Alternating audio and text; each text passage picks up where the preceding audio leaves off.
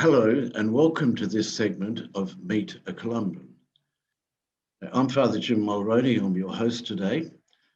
Our guest is Sister Kathleen Melia, who is an Irish sister of the Missionary Society of St. Columban. She first went to the Philippines in 1976, and after about 10 years, the sisters answered a call from the Philippine bishops to go and work among the Indigenous people down in the Zamboanga area of Mindanao on the South Island of the Philippines. It was a turbulent time in the Philippines. There was martial law in the country under President Ferdinand Marcos, but that was not the only thing happening to the Indigenous people. Pressure was being mounted, which saw them losing their cultural way of life, their means of support, and the ways that they had traditionally lived and looked after themselves and prospered. And the sisters were asked to go and be a presence among them.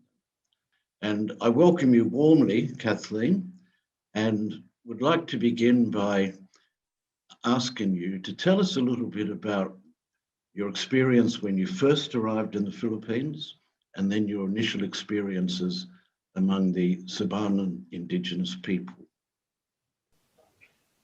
Okay, when I first arrived in the Philippines, I spent a number of years in Ozamiz City as teaching religion. And then I went then from Ozamiz, I spent 2 years in a school in Malave, Zamboanga del Sur, also teaching religion, which I enjoyed very much. I taught religion to high school students, and some of them I still meet, and it was a good time. It was a difficult time also because martial law had begun, militarization was beginning. And then in 1983, a group of us, 4 sisters, went to Mitsilip, Zamboanga del Sur, to work among the Subaanen Indigenous people. The Subaanen people are quiet people, so they had lost a lot of their lands and their culture was under threat. There was logging in the mountains. Even though the militarization was very bad, the logging continued all the time. So the lands were being devastated. We're very lucky. One of my companions had, one of the sisters who was with me in the beginning, had already studied with Thomas Berry, who had a great understanding, has been an inspiration for many, many people who work on, trying to understand the story, the new story about how we are all linked. We're not just humans but we're humans within the community, the earth community. So we went among a Subaanen people whom we gradually began to discover their religious, their relationship with the earth, with the spirit. Everything had its spirit, sacred. The sun guided them, the universe guided them. All their rituals were early morning facing the rising sun. If they did their plowing, there was a ritual.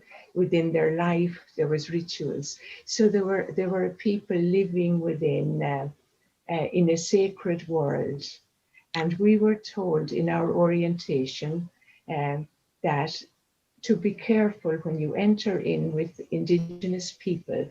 We're entering in with our diseased Western system. We see education as something where you succeed and you get a job.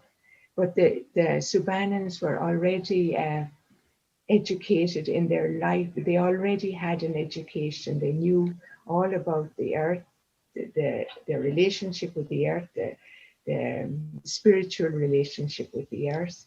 They knew that it was a forested area. It should have been a forested area, but the forests were being brought out of Mitsilip.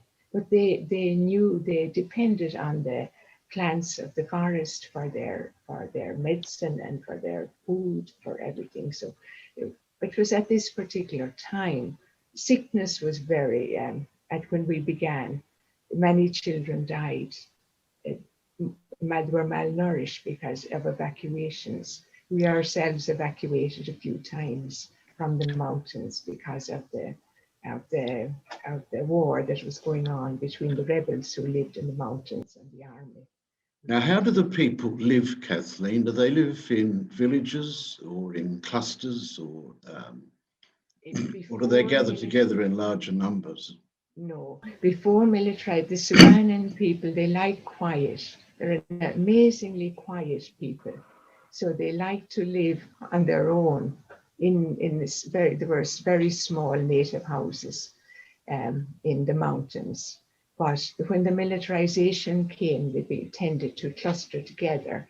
And then when the logging came, the land was cleared, the Visayan community moved in and began to take the land. Now, what type of tasks do they perform of a day?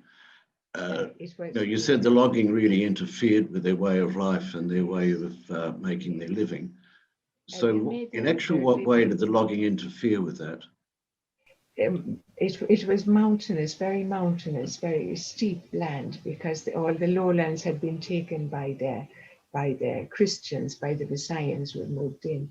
So it was slopes. They worked with their hand tools on the slopes to plant root crops. They had quite a lot of root crops and corn.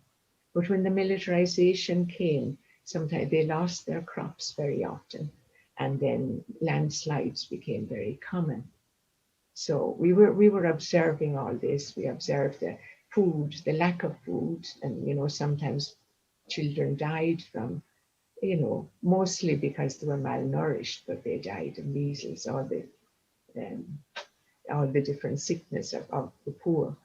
So we within the first few years, we could see the people needed some way of agriculture that would be respectful of the earth, but would not you couldn't use plows or whatever because it was.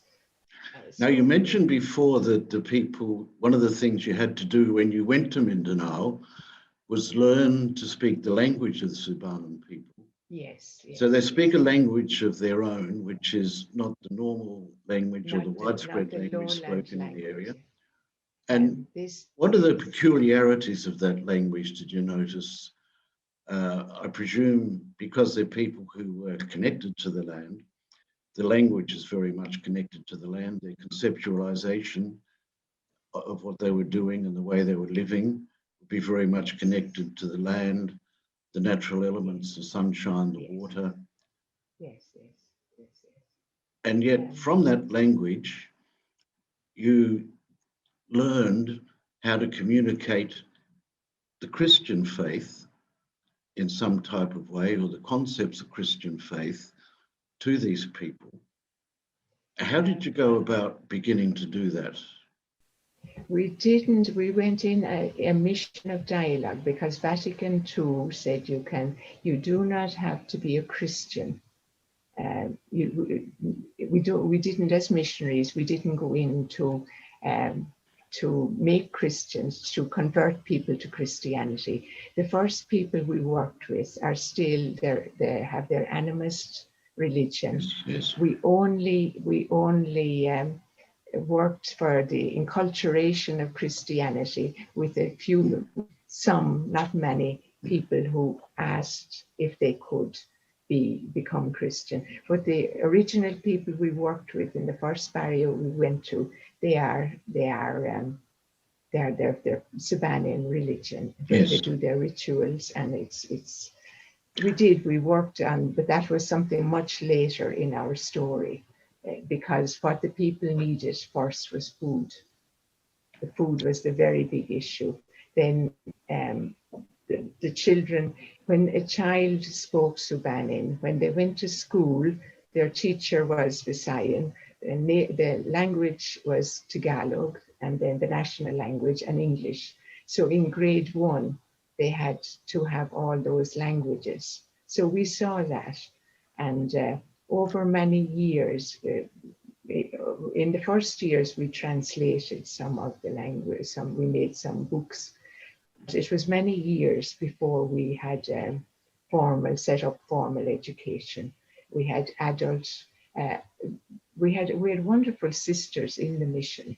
So we had somebody who was very good on health issues, someone who was good on education, and we had a sister who produced drama, showing the story and the music. They have lovely music, and the music is mostly from the forest, their flutes and whatever it is, and then they have the Muslim gong. So we worked on culture and helping the people to be proud of their culture. Subaanens went to school maybe to grade 1 or 2, and then if they didn't know, the teacher would say, "You're ignorant, you're a Subaanen." The child would drop out of school. We observed this happening. So eventually we set up preschools, and now we have a very successful program. We have 7 schools. But quite a lot of our work was with nature, with the ancestral domain, and with advocacy, because we have had a non-stop challenge to the Subaanen's relation with the land, their sacred land, and the foreign companies coming in to take over the land. Unfortunately, I'm sure you have heard that the first company that came into Mitsilip was Australian. Yes. And RTC, and they applied for 600,000 hectares. And in 1995, they had come to apply, and all of Mitsilip was included. And we had all our papers. We said, they're indigenous, the sacred lands, our sacred mountains. And they said, we always respect the sacred lands. But we said, why not? Why did you not in Indonesia, in Africa, where the history of your company are? Why do you say now? They said, we don't know about it. So when I came home to Ireland in the month of September 2020, RTC had destroyed Aboriginal cave. My heart just was sick that in all those years, they haven't learned. And this is the big issue facing us. When RTC did withdraw, because there was huge support for us, the Columban fathers were wonderful at that time too. So with huge support. But after then, all the other companies came from Canada, China. They haven't stopped coming. And why? And it's the huge question for now with climate change. Why are people? One of the steps taken was to bring a writ of nature to the Supreme Court in Manila. And then from there was a hearing in Cagayan de Oro City 2 weeks after a devastating typhoon, when hundreds of people were washed out to sea and with their houses because of logging in the mountains, because of the destruction of the environment. The lawyer employed by the Columbans and who was speaking for the Subaanens and for all the people in Zamboanga asked if the environmental lawyers could take into account the destruction that had happened because of not respecting the environment. They said no, and they gave permission. All the lawyers of the mining company were there in the court with one lawyer against them. So this is the real crisis nowadays. How do young people, become lawyers or judges? And they don't, there is no values. And until we get that, Indigenous people are going to suffer. There seems to be a huge gap between the understanding of a worldview between Indigenous peoples in every country, I think, not just in the Philippines or the Subaanen people, about the value of the land and the way that the land and nature is understood. In regards to the way that the Western world, or the technological world, if you like, chooses to look at it, which is very much a worldview of natural resources to be used, to be used for finance, to be used to make objects, machinery, and ultimately, of course, make money.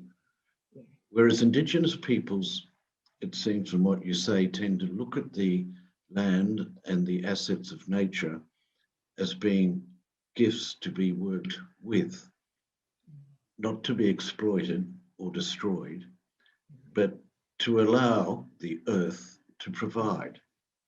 Is that a fair summation of what you're saying? I think more so. I think young people all over the world are beginning to get that idea too. All of us have to learn from Indigenous people. We have to have a new future where we live in the land and we treat it with wonder and awe and love.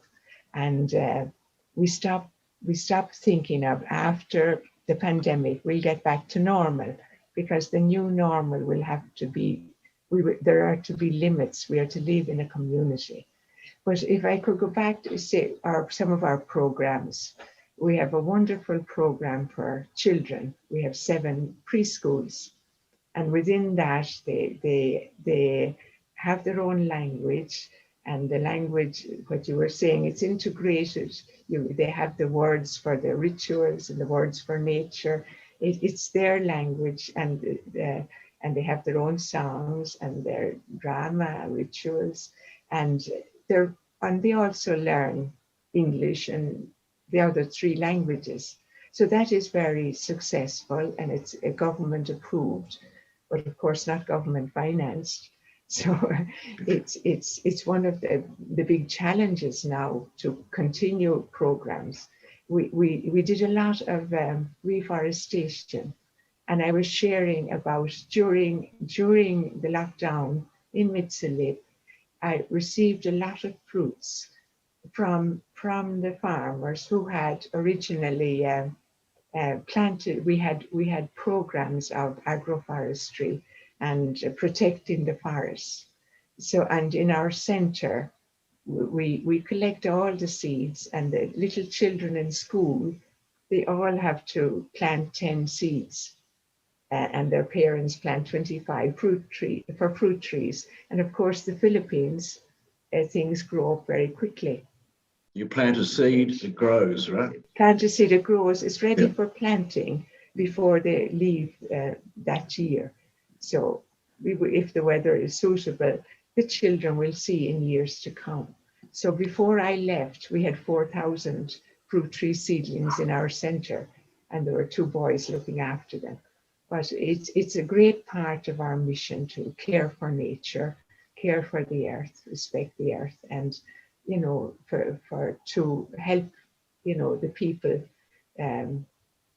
not to lose heart, not to there's so many threats to their land, and to keep their relationship and their love of the land and their respect and their. Okay, thank you very much for your time today, Kathleen. Yes. Thank you for sharing with us about the most important contribution the Columban sisters have made to the lives of many people around the area of Zamboanga where you're working. And I think from what you've said, even though you're now retired and back in Ireland ever since last year, you have left people with many things to hope for and with good concrete reason to hope. I'm Father Jim Mulroney, and thank you very much for being with us. And Kathleen, thank you. Okay. Thank you very much.